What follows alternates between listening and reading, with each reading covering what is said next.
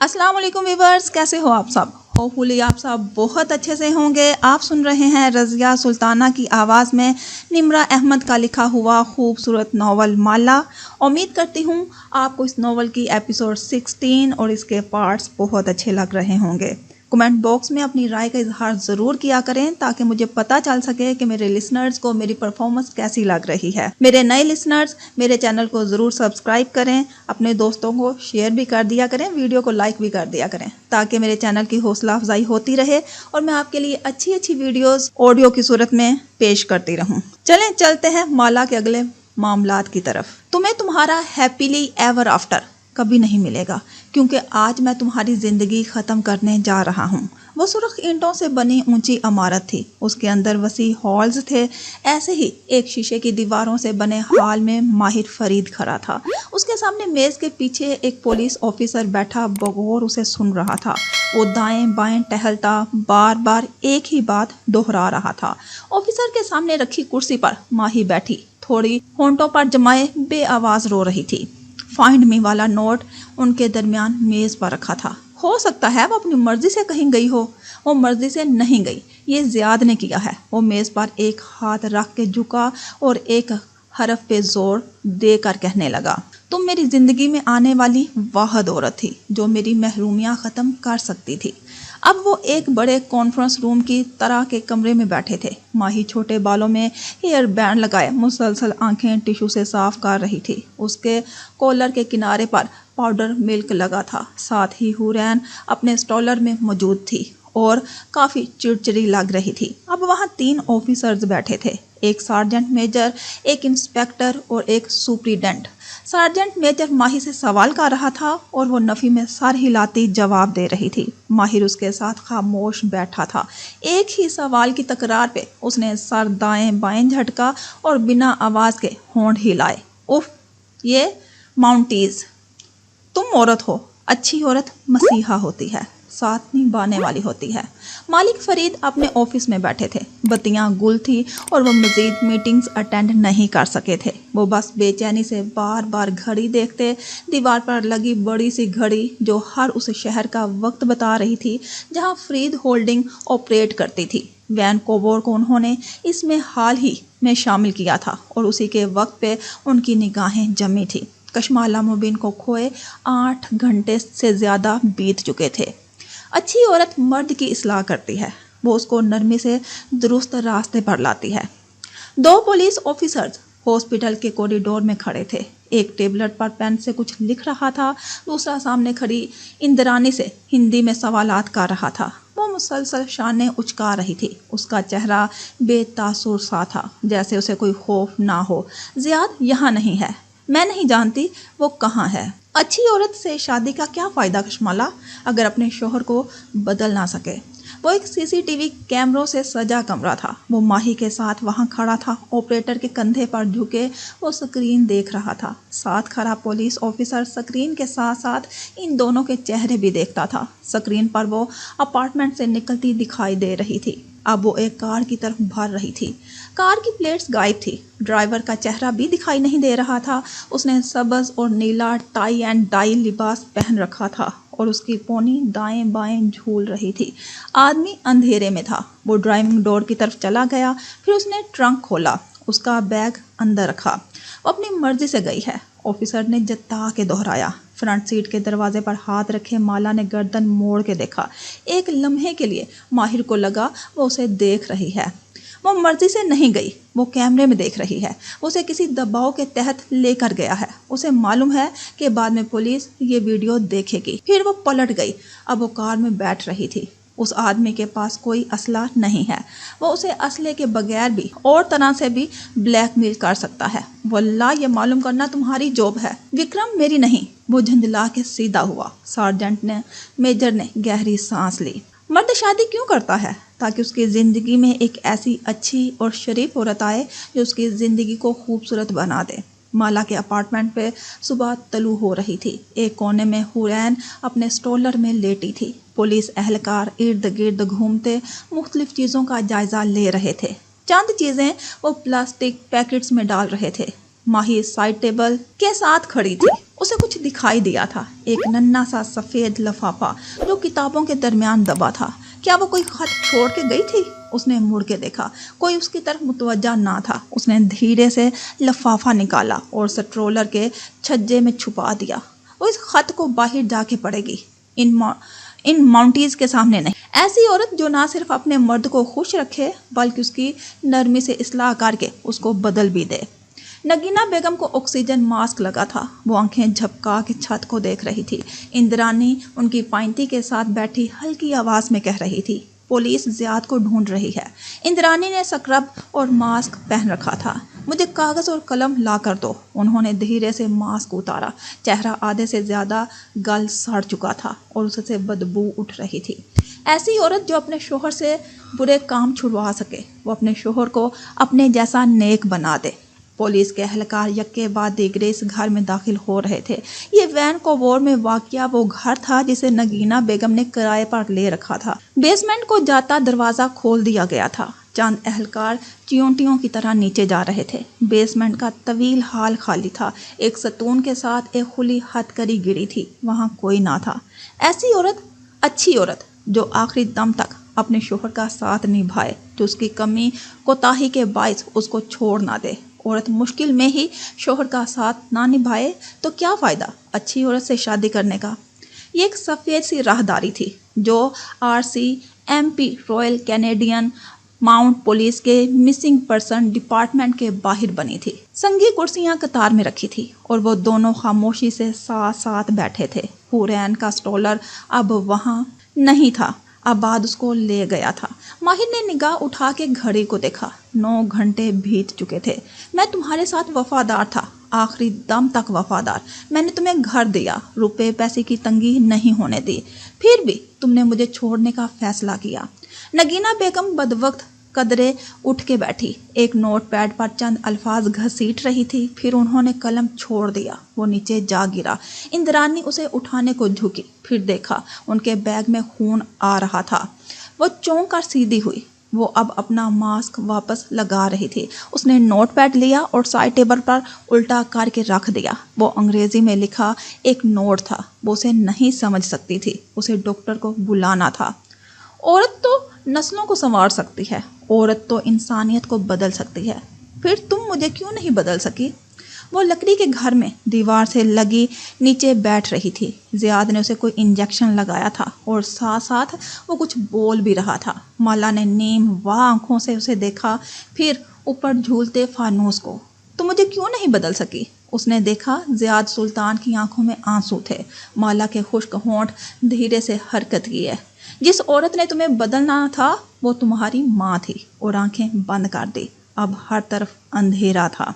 उसकी आंख ठंड के एहसास से खुली। बदवक्त पलकें झपकाई। अंधेरा छटता गया। वो कराह के सीधी होने लगी। जमीन हिल रही थी। जल्जला आ रहा था क्या? माला चंद लम्हे गहरी सांस लेती रही, फिर बदवक्त कोहने के बल सीधी हुई। वो एक सुरमई कमरे को कोने में फर्श पर गिरी हुई थी। फिर ये कैसा कमरा था? सिल्वर दीवारों वाला कमरा, और वो हिल रहा था। वो क्यों हिल रहा था? उसने फिर से पलकें झपकाई। मंजर मजीद वाज़िया हुआ। वो कमरा चल रहा था। नहीं, वो कमरा नहीं था। वो कोई ट्रक था या शायद कंटेनर। वो सड़क पर दौड़ रहा था। वो किसी कंटेनर में थी। उसने बदवक्त दीवार पर हाथ मारना चाहा, लेकिन हाथ में जान नहीं थी। वो वापस नीचे गिर गया। चंद लम्हे वो दीवार से लगी गहरे गहरे सांस लेती रही। उस कमरे में बहुत ठंड थी। ऊपर छत पर एक वेंट भी लगा था। क्या उससे हवा आ रही थी? क्या बाहर भी इतनी ठंड थी? आज मौसम खुशगवार था, बल्कि गर्मियाँ आ रही थी। फिर क्यों? उसके सर के पीछे दीवार में एक नन्ही सी जाली थी, एक हाथ जितनी। वो बदबख्त खुद को घसीट के उस तरफ ले जाने लगी। उसे उस जाली के पार देखना था। चंद कदम दूर जाके उसके जिस्म को झटका लगा। उसका पैर हथकड़ी से बंधा था और उससे नन्ही जंजीर दीवार में लगे लोहे के कुंडे से जुड़ी थी। वो उससे आगे नहीं जा सकती थी। उसने आंखों की पुतलियां सकोड़ के जाली के पार देखना चाहा। उस तरफ भी वैसा ही छोटा सा कमरा था, कंटेनर का दूसरा हिस्सा। वहाँ एक और कैदी मौजूद था, एक घुंघराले बालों वाली लड़की। उसके हाथ में भी हथकड़ी बंधी थी और वो करवट के बल जमीन पर गिरी थी। उसकी आंखें बंद थी کیا وہ زندہ تھی؟ اس نے بغور دیکھنا چاہا۔ اس کا جسم ہل رہا تھا۔ کیا یہ ٹرک کے چلنے کے باعث تھا یا وہ سانس لے رہی تھی؟ نہیں، وہ سانس لے رہی تھی، وہ زندہ تھی۔ اس کے ہاتھ پیر میلے تھے، بہت میلے، ناخنوں میں گند پھنسا تھا اور بال الجھے تھے جیسے عرصے سے سنوارے نہ گئے ہوں۔ البتہ اس کا چہرہ ملائم اور خوبصورت تھا، کسی قسم کے زخم سے عاری اور خون سے پاک۔ کنپٹی اور تھوڑی پر زخم کے نشان کے سوا وہاں کچھ نہ تھا۔ ایک جھٹکے سے کمرہ ہلا، شاید کنٹینر نے کوئی موڑ کاٹا تھا۔ اس نے بدوقت خود کو دوسری طرف گرنے سے بچایا۔ دماغ نے بالآخر جاگنا شروع کر دیا تھا۔ وہ زندہ تھی کیونکہ وہ جانتی تھی زیاد سلطان اسے نہیں مارے گا۔ اس کے پاس وقت تھا، لیکن کتنا؟ اس اونچی چھت والے سفید کوریڈور میں سوگواریت چھائی تھی۔ ہر کونے میں ایک نقلی پودا سجا تھا اور فضا میں سیاہی اور تازہ پرنٹ شدہ کاغذوں کی مہک تھی۔ سنگی کرسیوں میں سے ایک پر مبین بیٹھی تھی، موبائل سکرین پر چہرہ جھکائے۔ وہ اسی ایک ویڈیو کو بار بار دیکھ رہی تھی۔ مالا سبز نیلے لباس میں ملبوس کار میں بیٹھ رہی تھی۔ بیٹھنے سے پہلے اس نے پلٹ کے ایک دفعہ کیمرے میں دیکھا۔ بار بار آنسوؤں سے سکرین دھندلی ہو جاتی۔ قدموں کی آواز میں ماہی نے بھیگا چہرہ اٹھایا۔ وہ سامنے سے چلا آ رہا تھا۔ آستین نے پیچھے موڑے، بڑی شیب اور رت جگہ کے باعث گلابی ہوتی آنکھوں کے ساتھ وہ خاموشی سے ساتھ آ بیٹھا۔ کیا کہہ رہے ہیں پولیس آفیسرز؟ ماہی نے امید سے اس کا چہرہ دیکھا۔ کچھ بھی نہیں۔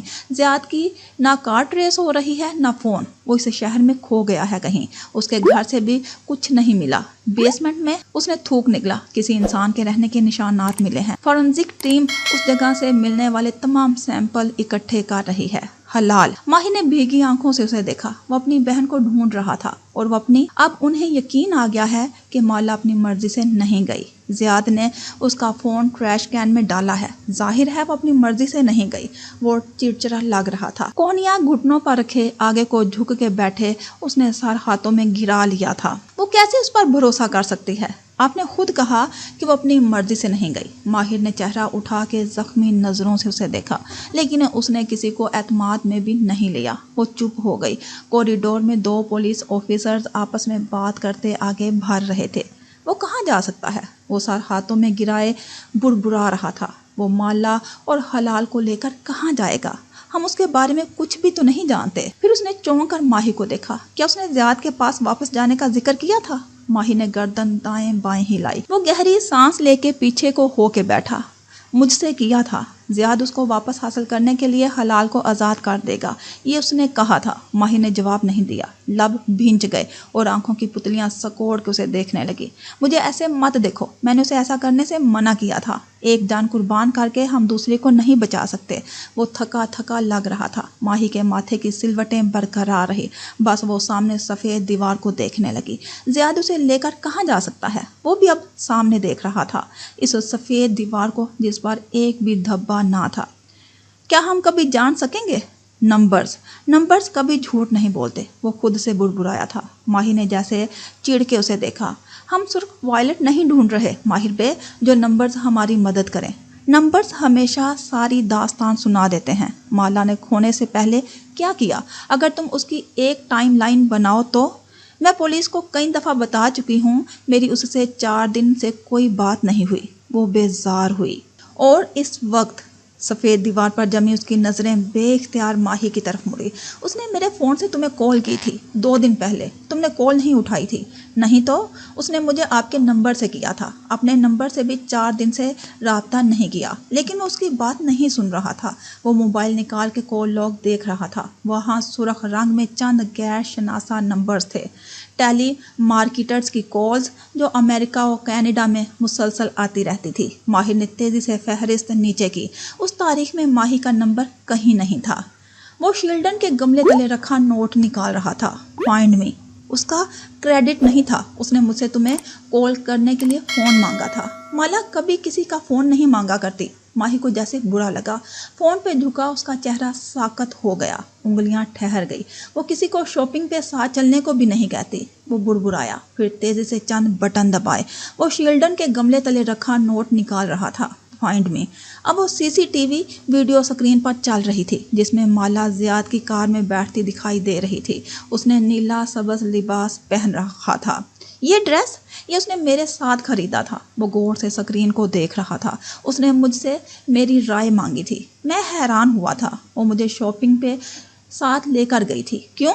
وہ چہرہ اٹھا کے سفید دیوار کو دیکھنے لگا اور اس کے کونوں میں رکھے نقلی پودوں کے سبز پتوں کو۔ وہ دن کسی فلم کی طرح چلنے لگا۔ وہ دونوں شاپ میں کھڑے تھے۔ مالا ریک پر آویزاں ہینگرز الٹ پلٹ کر رہی تھی۔ وہ ایک ایک ڈریس باہر نکالتی، پھر اس پر ہاتھ سے ٹٹول کے کچھ تلاش کرتی، پھر اسے واپس رکھ دیتی۔ اس نے آنکھیں بند کی۔ وہ ان ملبوسات پر کچھ تلاش کر رہی تھی۔ کیا؟ وہ شیلڈن کے گملے تلے رکھا نوٹ نکال رہا تھا۔ Find me. سفید دیوار اب سیاہ اندھیرے میں بدل چکی تھی۔ اس نے اپنی یادداشت کو ریوائنڈ کیا۔ مالا کے ہاتھوں نے ہینگر واپس رکھ دیے۔ اب وہ الٹے قدموں اس شاپ سے واپس نکلتے دکھائی دیے۔ وہ پیچھے کرتا گیا۔ اب وہ دونوں مال کی راہداری میں کھڑے تھے۔ جانتے ہو ہر وقت کسی کے ریڈار کے نیچے رہنا کتنا مشکل ہوتا ہے۔ وہ ایک دکان کی شیشے کی دیوار کے ساتھ کھڑے تھے اور وہ سوگوار سی کہہ رہی تھی۔ شیشے کے اس پار میں بہت سے جوتے سجے تھے، ہائی ہیلز، سٹائلٹی، ایک کچے سیب کے رنگ کی بھی تھی۔ مالا کی نگاہیں اس پر جمی تھی۔ یہ احساس کہ ہر وقت کوئی آپ کا تعاقب کر رہا ہے، آپ کو دیکھ رہا ہے اور وہ اسے دیکھ رہا تھا۔ اس کی آنکھوں تلے ہلکے تھے۔ کیا وہ بیمار تھے؟ مجھے کچھ شاپنگ کرنی ہے، چلو گے؟ اسے اپنے ساتھ شاپنگ پر چلنے کو کہہ رہی تھی۔ پھر وہ کہاں گئے تھے؟ اس نے اپنی یادداشت کو فاسٹ فارورڈ کیا۔ وہ ونرز گئے تھے ملبوسات لینے۔ وہاں وہ ہینگرز الٹ پلٹ کرتی رہی تھی۔ نہیں، وہ ٹھہرا۔ اس سے پہلے وہ ایک دوسری شاپ میں گئے تھے۔ مالا ایک ریک تک گئی تھی۔ اس نے ایک سفید پیکٹ اٹھایا تھا، کاؤنٹر پر بل پے کیا اور اس کی طرف واپس آئی۔ جانتے ہو ہر وقت کسی کے ریڈار کے نیچے رہنا کتنا مشکل ہوتا ہے۔ یہ احساس کہ ہر وقت کوئی آپ کا تعاقب کر رہا ہے۔ وہ سفید پیکٹ اس کے سامنے اپنے بیگ میں رکھ رہی تھی۔ یہ احساس کہ ہر وقت کوئی آپ کو دیکھ رہا ہے۔ وہ پیکٹ بیگ میں رکھے اب ونرز کی طرف جا رہے تھے۔ وہ اب ہینگرز الٹ پلٹ کر رہی تھی۔ وہ ہر لباس کو باہر نکالتی، پھر اس پر انگلیوں سے ٹٹول کے کچھ دیکھتی۔ اسے کسی شے کی تلاش تھی۔ وہ کیا دیکھ رہی تھی؟ بٹن۔ اس نے آنکھیں کھولی۔ سفید دیوار، نقلی پودے اور ساتھ حیران سے بیٹھی ماہی، وہ سب اسے دیکھ رہے تھے۔ وہ ان ملبوسات پر بٹن تلاش کر رہی تھی، موٹے اور چوڑے بٹن۔ مگر کیوں؟ کیونکہ اس سے پہلے وہ ایک اور سٹور تک گئی تھی۔ اس نے سفید پیکٹ والی ایک شے خریدی تھی۔ وہ واپس موبائل سکرین روشن کرنے لگا۔ وہ شیلڈن کے گملے تلے رکھا نوٹ نکال رہا تھا۔ Find me. فائنڈ می کے می کا ای ٹیڑھا سا تھا۔ وہ ای نہیں تھا۔ اس نے ای کے آخر میں ہلکی سی لائن لگا دی تھی۔ وہ وائی تھا۔ کیا؟ ماہی نہیں سمجھ پا رہی تھی۔ اس نے نوٹ پر فائنڈ می نہیں لکھا تھا، اس نے فائنڈ مائی لکھا تھا۔ وہ تیزی سے موبائل سکرین روشن کر رہا تھا۔ ماہر نے اچنبھے سے اس کے وال پیپر کو دیکھا جس پر حلال کی تصویر تھی۔ ماہر کا انگوٹھا سکرین کو دائیں بائیں کرتا ایک ایپ پر ٹھہر گیا۔ فائنڈ مائی۔ اس نے میرا فون تمہیں کال کرنے کے لیے نہیں مانگا تھا۔ اس نے میرے ساتھ اس سٹور سے ایک ایئر ٹیگ خریدا تھا۔ اس نے وہ ایئر ٹیگ میرے فون پہ ڈالا تھا۔ ایئر ٹیگ ایک ننھا سا آلہ ہے جسے لوگ اپنی چابیوں، وائلٹ اور ایسی چیزوں میں ڈالتے ہیں جن کے کھونے کا خدشہ ہوتا ہے، اور اپنے موبائل سے وہ ان چیزوں کی لوکیشن دیکھ سکتے ہیں۔ فائنڈ مائی ایپ کھل گئی تھی۔ سامنے ماہر فرید کی چند ڈیوائسز دکھائی دے رہی تھی، لیپ ٹاپ، کمپیوٹر، ایئرپورٹس، چابیاں۔ وہ فہرست نیچے کرتا گیا۔ وہاں ایک نیا ایئر ٹیگ بھی درج تھا، وہ جسے اس نے وہاں درج نہیں کیا تھا۔ اس نے نئے ٹیگ کا نام مالا تھا۔ وہ زیاد پر بھروسہ کر کے اس کی زندگی میں نہیں گئی تھی۔ وہ جیسے خود سے بول رہا تھا۔ بے یقین نگاہیں سکرین پر جمی تھی۔ وہ جانتی تھی وہ حلال کو واپس نہیں کرے گا، خود اس کے لیے بھی نہیں۔ وہ اس کا موبائل بھی کچرے میں ڈال دے گا، پولیس اس کو نہیں ڈھونڈ سکے گی۔ اس لیے اس نے وہ لباس خریدا تھا۔ اس کے بٹن تھے۔ ایئر ٹیگ ایک چوڑے بٹن کے سائز کا بٹن ہوتا ہے۔ اس نے ایک بٹن کو ٹیگ سے بدل دیا تھا۔ وہ زیاد پر بھروسہ نہیں کرتی تھی۔ وہ زیاد کو دھوکہ دے رہی تھی۔ ہم اس کی لوکیشن معلوم کر سکتے ہیں۔ وہ موبائل لیے تیزی سے اس طرف بھاگا جہاں وکرم کا آفس تھا۔ اس سرمئی دیواروں والے کنٹینرز کے کونے میں بیٹھی کشمالا مبین نے بازو گھٹنوں کے گرد پھیلا کے تھوڑی ان پر جمائی ہوئی تھی۔ کمرہ इसी तरह चल रहा था। वो सड़क पर आगे बढ़ रहे थे, कहाँ वो नहीं जानती थी। उसने 2 उंगलियों से गिरेबान पर लगे बटन्स को छुआ। वो किताब में नीचे तक आते थे, बड़े बड़े गोल बटन। उसने तीसरे बटन पर उंगली रखी। उसके अंदर नन्हा गोल सा सिल्वर एयर टैग छुपा था। क्या वो उसे तलाश कर लेगा? ये मसला होता है इन आम शहरियों के साथ जो पुलिस को इन्वॉल्व करने की बजाय खुद डिटेक्टिव बन जाते हैं। इस कमरे में चंद कंप्यूटर स्क्रीन्स रखी थी। 2 सार्जेंट मेजर उन पर झुके, माहिर का फोन साथ रखे कुछ देख रहे थे। वो एक कोने में विक्रम के साथ खड़ा था, बेचैनी से बार बार पहलू बदलता। हम इसको ट्रेस कर सकते हैं या नहीं? उसने दूसरी दफा पूछा। अगर तुम्हारी फ्रेंड पुलिस के पास आती तो ज्यादा बेहतर था। विक्रम ने अफसोस से गर्दन दाएं बाएं हिलाई। एयर टैग तुम्हारे फोन से कनेक्टेड है और हम उसकी आखिरी लोकेशन देख सकते हैं, लेकिन वो लोकेशन कशमाला की बिल्डिंग की है। क्योंकि उसने वक्फा दिया। वो एक बाजू सीने पर लपेटे दूसरे हाथ के नाखून दांतों से कुतर रहा था। क्योंकि एयर टैग एक ऐसी डिवाइस है जिसको अपनी लोकेशन तुम्हें भेजने के लिए एक चीज़ चाहिए, इंटरनेट। हाँ, इंटरनेट। एयर टैग के अंदर इंटरनेट नहीं होता। उसकी बैटरी को चार्जिंग नहीं चाहिए होती, बल्कि वो 1 साल तक चलती है। लेकिन इसके बावजूद एयर टैग अपनी लोकेशन तुम्हारे फ़ोन पर तब भेजेगा जब उसके पास इंटरनेट होगा। मैं जानता हूँ, मगर विक्रम सुने बगैर कह रहा था। यानी इस एयर टैग को इंटरनेट तब मिलेगा जब उसके करीब कोई आईफोन या एप्पल डिवाइस होगी। वो खुद को उनके इंटरनेट से जोड़ लेगा और हमें अपनी लोकेशन भेज देगा। माला का फ़ोन उसने फेंक दिया था। अपना फ़ोन शायद वो साथ लेकर नहीं गया, लेकिन उनके करीब किसी का तो फ़ोन होगा, किसी राह चलते इंसान का। कहा ना, लोगों को खुद डिक्टेटिव नहीं बनना चाहिए। उसने मायूसी से शेव के बाल खुजाए। 2 सूरतें हो सकती हैं। एक तो ये कि वो किसी ऐसी जगह पर है जहां उसके दूर दूर तक कोई इंसान नहीं है जिसके पास स्मार्टफोन हो, और दूसरी, उसने बेचैनी से पहलू बदला कि ये ज़ियाद को मालूम हो गया कि वो एयर टैग साथ लिए हुए है। उसने उसे कहीं फेंक दिया हो। यानी अब हम सिर्फ इंतज़ार करेंगे कि कोई स्मार्टफोन उसके करीब से गुजरे। माहिर, हम पूरी कोशिश कर रहे हैं, लेकिन अगर वो पुलिस के पास आ जाती तो बेहतर था। उसने धीरे से नफ़ी में गर्दन हिलाई। वो हर पल उसे देख रहे थे, उसके कहे अल्फाज सुन रहे थे। तुम नहीं जानते कि ये कैसा होता है। मैं जानता हूँ, वो शिकस्तगी से कह रहा था। कौन? माहिर ने कंधे उचका दिए। विक्रम ने गहरी सांस ली। तुम्हारा इशारा इन चीज़ों की तरफ है जो ज़ियाद की बेसमेंट से मिली हैं। विक्रम ने सवालिया आबरू उठाई। उसकी मेज़ पर उन चीज़ों की तस्वीर रखी थी। ज़ाफ़रान, उनके काड़े, पुतले, उल्लू की खोपड़ी, सुइयाँ। वो जादू में मुलव्वस था। मेरी माँ भी इन बातों पर यकीन रखती है। विक्रम ने श की आवाज़ निकाली। लेकिन हम इन चीज़ों का कुछ नहीं कर सकते। माहिर, जादू फ्री स्पीच के तहत आता है और उसको इस मुल्क के कानून में प्रोटेक्शन हासिल है। हम किसी को जादू करने पर गिरफ्तार नहीं कर सकते। इसीलिए वो तुम्हारे पास नहीं आई। वो एक अफसोस भरी नज़र उस पर डाल के दरवाजे की तरफ बढ़ा।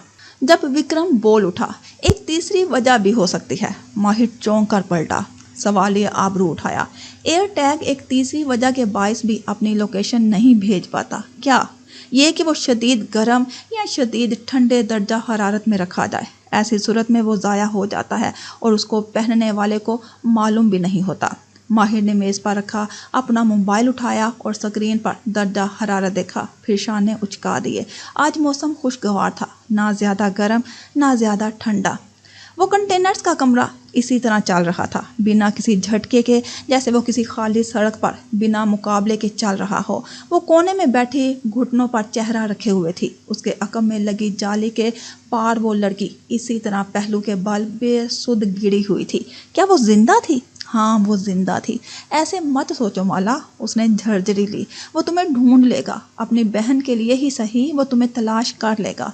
वो जानती थी एयर टैग अपनी लोकेशन तब भेजेगा जब उसकी रेंज में कोई आईफोन होगा। ज़ियाद उसे अपने साथ जहाँ भी ले जाएगा वहाँ कोई तो दूसरा इंसान होगा। इस मुल्क में हर दूसरे शख्स के पास एप्पल डिवाइसेस थे, इंटरनेट था। ये नहीं हो सकता कि आसपास एक भी इंसान ना हो। शायद ज़ियाद सड़क के किनारे उस ट्रक को रोक दे, शायद करीब से गुजरती कोई कार भी रुक जाए, थोड़ा सा वक्त मिल जाए और उसका टैग किसी राहगीर के फ़ोन से खुद को जोड़ ले। वो وہ جانتی تھی زیاد سلطان جو اپنے خلاف کوئی ثبوت نہیں چھوڑتا حلال کو واپس نہیں کرے گا، لیکن وہ اسے حلال کے پاس لے جائے گا۔ اسے بس اتنا سا وقت چاہیے تھا اور تب تک ماہر اسے تلاش کر لے گا۔ اسے زیاد سے ہمیشہ کے لیے چھٹکارا چاہیے تھا، اور یہ صرف تب ہو سکتا تھا جب پولیس زیاد سلطان کو رنگے ہاتھوں پکڑے۔ وہ تب تک محفوظ نہیں ہوگی جب تک وہ جیل کی سلاخوں کے پیچھے نہیں جائے گا۔ اس نے بے چینی سے اپنے تیسرے بٹن کو چھوا۔ ماہر اسے ڈھونڈ لے گا، اپنی بہن کے لیے ہی صحیح، وہ اسے ڈھونڈ لے گا۔ اس نے زور سے بازو اپنے گرد لپیٹ لیے۔ اسے ٹھنڈ لگ رہی تھی۔ کیا وہ خوف زدہ تھی؟ کیا خوف ٹھنڈ میں اضافہ کرتا تھا؟ مالا نے چہرہ اٹھا کے دیکھا۔ کنٹینر کی چھت کے قریب ایک وینٹ سا بنا تھا، اس سے ہوا نکل رہی تھی، ٹھنڈی ہوا۔ باہر ٹھنڈ تھی کیا؟ اس نے بے چینی سے پہلو بدلا۔ آج تو موسم درمیانہ تھا، پھر اسے ٹھنڈ کیوں لگ رہی تھی؟ ماہی کافی کا کپ پکڑے کوریڈور میں واپس آئی تو وہ وہاں نہیں تھا۔ اس نے دائیں بائیں دیکھا۔ ماہر کہاں گیا؟ اس عمارت کے باہر ایک روشن دن پھیلا تھا۔ سڑک کے دوسری جانب تا حد نگاہ سبزہ پھیلا تھا، اور وہاں سفید پتھریلے بینچ رکھے تھے۔ وہ ایک بینچ پر بیٹھا تھا، سر ہاتھوں میں گرائے، خاموش۔ وہ کافی کے دونوں کپ اٹھائے، چلتی ہوئی اس کے قریب آئی، پھر ایک کپ اس کی طرف بڑھایا۔ کافی؟ ماہر نے چونک کر چہرہ اٹھایا۔ دن کی روشنی میں اس کی آنکھوں تلے ہلکے زیادہ نمایاں تھے۔ کافی دیکھ کے وہ پھیکا سا مسکرایا اور کپ تھام لیا۔ وہ بینچ کے دوسرے کنارے پر بیٹھ گئی۔ اب ان کے سامنے سڑک تھی اور اس کے پاس پولیس اسٹیشن کی عمارت۔ اندر باہر لوگ آ جا رہے تھے۔ وہ دونوں چند منٹ خاموشی سے انہیں دیکھے گئے۔ اس نے مجھ پہ بھروسہ کیوں نہیں کیا؟ اس کی آواز زخمی سی تھی۔ آپ نے خود ہی تو کہا تھا۔ اس کو ڈر تھا کہ زیاد کے سرکار کے جنات اس کو دیکھ رہے ہیں، اس کے کہے الفاظ سن رہے ہیں۔ اگر وہ مجھے بتاتی تو ہم شاید کوئی راستہ نکال لیتے۔ وہ زیاد کو رنگے ہاتھوں گرفتار کروانا چاہتی تھی، اور اگر سب ویسا نہ ہوا جیسا اس نے پلان کیا تھا تب؟ ماہر نے چہرہ موڑ کے انہی زخمی نگاہوں سے دیکھا۔ اس کی جان بھی جا سکتی ہے اور حلال کی بھی۔ زیاد سے اسے جتنی نفرت ہو، اسے خود کو خطرے میں نہیں ڈالنا چاہیے تھا۔ محبت اور نفرت ایک سکے کے دو رخ ہیں ماہر بے، وہ بربرائی۔ وہ چونکا، غور سے اسے دیکھا۔ تم کچھ جانتی ہو؟ ماہر نے کافی کا گھونٹ اندر اتارا۔ کیا وہ اس سفید لفافے کا ذکر کرے؟ وہ کچھ جانتی تھی۔ وہ سامنے دیکھتے ہوئے کہنے لگا، سرخ اینٹوں والی روشن عمارت میں لوگ اسی طرح آ جا رہے تھے، کسی کی زندگی میں کوئی فرق نہیں پڑا تھا۔ میں نے اسے کئی دفعہ پوچھا تھا کیا وہ کچھ جانتی ہے، لیکن اس نے مجھ پر بھروسہ نہیں کیا۔ کیا آپ نے اس پر بھروسہ کیا تھا؟ اس کو سب کچھ بتایا تھا۔ ہاں، وہ چیز جو میں کین کلر کے بارے میں جانتا تھا، میں نے اسے بتائی تھی۔ کین کلر کون؟ تمہارا بہنوئی۔ اور کون؟ وہ تلخی سے کہہ رہا تھا۔ ماہی نے آبرو اکٹھے کرتے ہوئے کپ نیچے کیا۔ اس کو کین کلر کیوں کہتے ہیں؟ کیا مالا نے تمہیں نہیں بتایا؟ وہ جب کسی کو قتل کرتا تھا تو اس جگہ پر قابیل کا نشان چھوڑتا تھا۔ اس کو کالنگ کارڈ کہتے ہیں۔ بہت سے قاتل ایسے کالنگ کارڈز چھوڑتے ہیں۔ قابیل کا کوئی نشان بھی تھا؟ اس نے اس بات میں سر ہلایا۔ بائبل کے مطابق خدا نے قابیل کے بازو پر ایک نشان بنایا تھا تاکہ وہ پہچان لیا جائے اور کوئی اسے قتل نہ کرے۔ اس کی زندگی اس کی سزا تھی، وہ کہہ رہا تھا، اور وہ موبائل کھولے گوگل پہ کچھ لکھ رہی تھی۔ ماہر نے گردن موڑ کے اسے دیکھا۔ وہ سر جھکائے اسکرین پر دکھائی دیتی تصاویر دیکھ رہی تھی۔ یہ زیاد کا نشان ہے، یہ زیاد کا نشان ہے۔ وہ بولی تو اس کی آواز بدلی ہوئی تھی۔ وہ غور سے اسے دیکھنے لگا۔ کیا تم اسے پہچانتی ہو؟ یہ نشان سرکار کے بازو پر بھی ہے۔ مابینہ مبین نے الجھا ہوا چہرہ اٹھایا۔ وہ دوحہ میں اپنے اپارٹمنٹ کے صوفے پر لیٹا تھا۔ اس کی آنکھیں غنودگی سے بند ہو رہی تھی۔ کوئی میز پر اس کے قریب آ بیٹھا تھا۔ وہ اس کے ہاتھ دیکھ سکتا تھا، جھریوں زدہ ہاتھ۔ اسے کچھ کہہ رہا تھا۔ پورے جہاں کی بیٹی جانتی ہے، یہ نشان یہ نگینا آنٹی کے بازو پر ہے۔ وہ چند لمحے اسے دیکھتا رہا۔ کانوں نے الفاظ سنے، ذہن نے ان کو پروسیس کیا، اور دل نے ماننے سے انکار کر دیا۔ زیاد کی ماں، ہاں، یہ میں نے اس روز دیکھا تھا جب میرا وائلٹ کھویا تھا۔ وہ اسی طرح اسے دیکھے گیا، آبرو اکٹھے کیے، نہ سمجھے سے۔ یہ زیاد کی ماں کے بازو پر کیوں ہوگا؟ اس نے سر جھٹکا۔ ذہن میں وہ بڑی ہوش سے بیگانہ عورت آئی، ایک بے ضرر وجود۔ ماہی نے جواب نہیں دیا۔ کبھی وہ اسکرین کو دیکھتی، کبھی چہرہ اٹھا کے اس کو۔ مالا نے بھی یہ نشان دیکھا تھا، کیا اس نے آپ کو نہیں بتایا؟ وہ ایک دم اٹھ کھڑا ہوا۔ ماہی کے الفاظ آہستہ آہستہ دل میں جذب ہو رہے تھے۔ وہ استنبول میں ایک ریستوران میں بیٹھے تھے۔ ایک میز کے گرد موعد کی شادی سے پہلے فیملی ڈنر ضیاء سلطان طنز سے پوچھ رہا تھا۔ ایسا دلچسپ جادوگر کہاں پایا جاتا ہے؟ اور وہ سربراہی کرسی پر براجمان کہہ رہا تھا۔ وہ ایک بوڑھا آدمی ہے، تجربہ کار جادوگر، اس کی ایک کثیر کلٹ فالوئنگ ہے۔ وہ اپنا چہرہ کسی کو نہیں دکھاتا، اسی لیے وہ کبھی پکڑا نہیں گیا۔ وہ قدم قدم سبزہ زار پر چل رہا تھا۔ پیچھے سنگی بینچ پر ماہی تنہا بیٹھی رہ گئی۔ وہ اسے پکار رہی تھی لیکن ماہر نے نہیں سنا۔ پھر وہی کہانی۔ کشمالہ بیزار ہوئی تھی۔ کیوں کشمالہ بی بی، آپ کو یہ سب کہانی لگتا ہے؟ اس نے کار ڈرائیونگ ڈور کھولا، بے جان ہاتھوں سے سیٹ بیلٹ پہنی، سٹارٹ کا بٹن دبایا۔ پولیس اسٹیشن اور ماہی اب بہت پیچھے رہ گئے تھے۔ کافی کا کپ شاید راستے میں کہیں گر گیا تھا۔ تمہارا جادوگر ولن جس کے کلائنٹس ساری دنیا میں ہیں، اس کو کسی نے نہیں دیکھا۔ وہ افسوس سے سر ہلا رہی تھی۔ جانتے ہو دنیا کے بڑے بڑے کلٹ لیڈرز کی پہچان کیا ہے؟ کار سڑک پر دوڑ رہی تھی، اس کا پیر ریس پر تھا اور دماغ گنودگی میں۔ وہ سب نارسسٹ مرد ہوتے ہیں جن کی انا ان کو اکساتی ہے کہ وہ اپنے گرد وفادار فالوورز اکٹھے کریں۔ مردوں کی انا ان کو گمنام لیڈر بننے کی اجازت نہیں دیتی۔ وہ بوتل کا ڈھکن کھولتے ہوئے کہہ رہی تھی اور وہ الجھن سے اسے دیکھ رہا تھا۔ اس نے سبز بند گلے کی قمیض پہن رکھی تھی، کندھے پر کامدار شال تھی، کانوں میں جھمکے۔ اس لیے یا تو تم ہمیں بیوقوف سمجھ کے ایک ہی کہانی دہراتے ہو، وہ جھکی آنکھوں کے ساتھ بوتل گلاس میں انڈھیل رہی تھی، یا تمہارا جادوگر کوئی عورت ہے۔ گلاس اٹھا کے اس نے شانے اچکائے تھے۔ ہسپتال کی عمارت کے سامنے وہ کتنی ہی دیر بیٹھا رہا۔ شل سن۔ ایک لمحے کے لیے میز پہ سناٹا چھا گیا۔ کوئی مرد اتنا بڑا کلٹ لیڈر بن کے گمنام نہیں رہ سکتا۔ عورت رہ سکتی ہے۔ عورت کو اتنی پذیرائی کی ضرورت نہیں ہوتی۔ اس کی انا جلد سیر ہو جاتی ہے۔ ناممکن، ماہر فرید نے وثوق سے کہا تھا۔ وہ مرد ہے، میں جانتا ہوں، سب مرد ایک جیسے نہیں ہوتے۔ اور اس نے یہ کیوں کہا تھا؟ کیونکہ ماہر فرید کبھی لوگوں کے بارے میں غلط نہیں ہوتا۔ ہاسپٹل کا کوریڈور اب بھی ویسا ہی ویران تھا۔ اندرانی ایک پولیس آفیسر کو بیان لکھوا رہی تھی، نڈر، بے پرواہ، اکتائی ہوئی۔ پولیس کی مسلسل پوچھ تاچھ کے باوجود اس کے اعصاب میں کوئی فرق نہیں پڑا تھا۔ البتہ ماہر فرید کو آتے دیکھ کے وہ چونکی، اس کے رنگ بدلنے لگے۔ خوف، بے بسی، وہ نگینہ سلطان کے کمرے کی طرف جا رہا تھا۔ وہ اسے نہیں روک سکتی تھی۔ اس کے چہرے پر لکھا تھا، وہ سب جانتا ہے۔ کمرے کا سفید دروازہ بنا کسی آواز کے کھلا۔ سامنے بستر پر ایک عورت لیٹی تھی، جیسے ہڈیوں کا پنجرا ہو، بوڑھی، کمزور، بند آنکھیں اور ناک پر لگا آکسیجن ماسک۔ چہرہ آدھے سے زیادہ مسخ ہو چکا تھا اور اس پر لگی پٹیاں بھی گل سڑ چکی تھی۔ وہ ماسک نہیں پہن سکا۔ وہ اس کمرے میں پھیلی بو سونگھ سکتا تھا، ارواح خبیثہ کی بو، موت کی بو۔ تم سرکار ہو؟ چوکٹ میں کھڑا ماہر فرید پلکیں نہیں جھپک پا رہا تھا۔ اس کی آنکھوں میں بس تعجب تھا، الجھن تھی۔ نگینہ بیگم نے آنکھیں کھولی، اس سے نگاہ ملی۔ بڑی شیب، بکھرے بالوں اور سرخ ہوتی حیران آنکھوں والا ماہر فرید ان کے سامنے کھڑا تھا۔ وہ دھیرے سے مسکرائی، کپ کپاتے لاگر ہاتھ سے ماسک اتارا۔ آؤ ماہر فرید، بالآخر تم نے ہمیں ڈھونڈ لیا۔ ساتھ رکھی سکرین پر ان کی آکسیجن سیچوریشن فوراً سے کم ہوئی، لیکن وہ اتنی کم نہیں تھی کہ ان کا سانس اکھڑے۔ وہ بالکل شل سا تھا، ساکت، کسی روبوٹ کی طرح چلتا ہوا۔ وہ ان کے عین سامنے آ کھڑا ہوا۔ میں نے اپنی اور تمہاری ملاقات کی تمنا برسوں سے کی تھی۔ وہ چھوٹے چھوٹے قدم اٹھاتا ان کے بستر کے قریب جا رکا۔ تم سرکار ہو؟ وہ بے یقینی سے انہیں دیکھ رہا تھا۔ وہ کشمالہ کا ڈرائیور کیف بن کے اس گھر میں آخری دفعہ آیا تھا۔ وہ دن جب اس نے مالا کے سامنے اپنا استعفیٰ رکھا تھا۔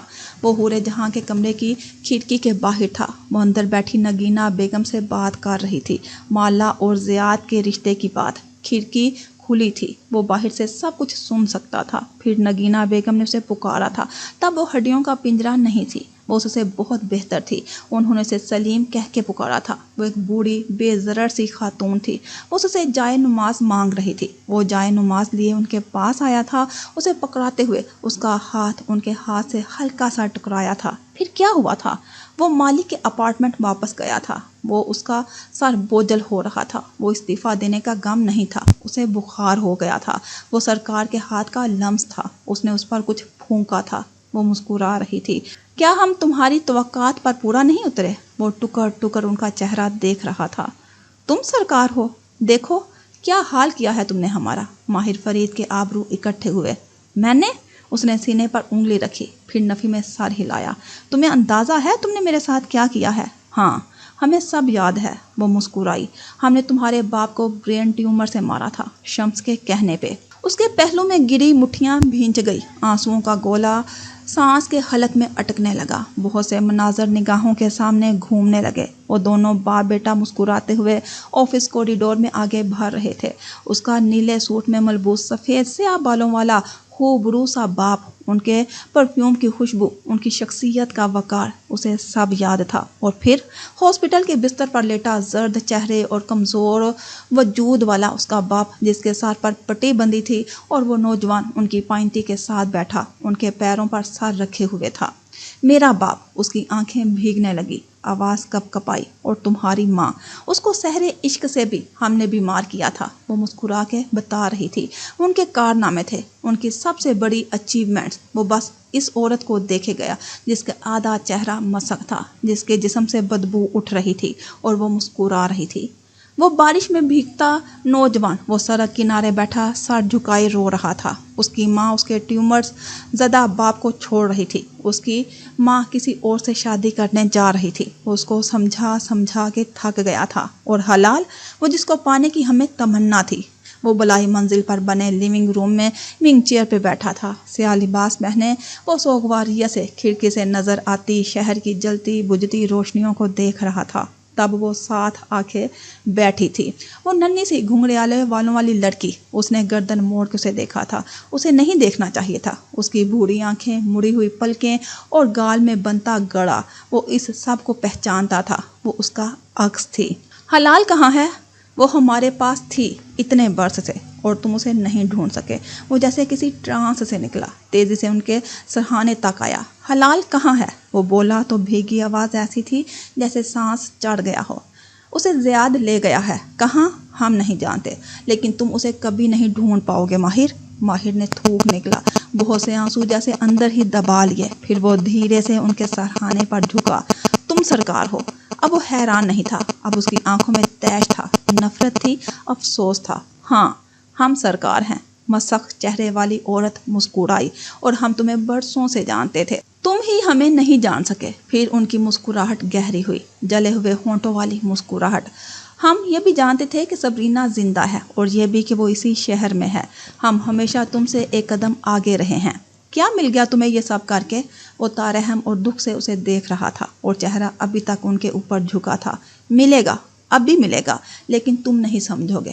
تمہیں حلال سے کیا چاہیے؟ وہ ہلکا سا ہنس دی، پھر تکلیف سے کراہ نکلی۔ ہنسنے سے ان کی جلی ہوئی جلد میں جیسے درد کی ٹھیسیں اٹھتی تھی۔ زیاد کہاں ہے؟ مجھے بتا دو، شاید تمہاری اٹکی ہوئی روح کو نجات مل جائے۔